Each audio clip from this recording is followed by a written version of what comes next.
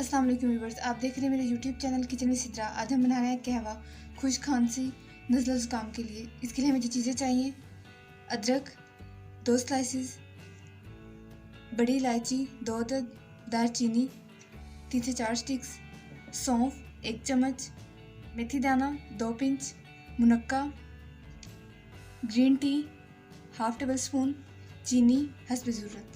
अब बनाना स्टार्ट करते हैं। पानी को मैंने बॉईल कर लिया है, इसके अंदर मैं सारी चीज़ें डाल दूंगी।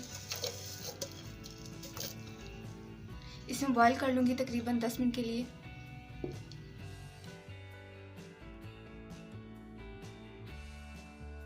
इसके अंदर मैं डालूंगी चीनी। कहवा हमारा रेडी हो चुका है, इसके अंदर चीनी डिज़ोल्व हो चुकी है। ऐसे मैं कप में निकाल लेती हूँ। आपको कहवे की रेसिपी अच्छी लगी हो प्लीज़ इसे लाइक कीजिएगा, शेयर कीजिएगा, मेरे चैनल को सब्सक्राइब कीजिएगा, बेल आइकन के बटन पर प्रेस कीजिएगा। इससे आपको मेरी हर न्यू आने वाली वीडियो का नोटिफिकेशन मिल जाएगा। अल्लाह हाफिज़।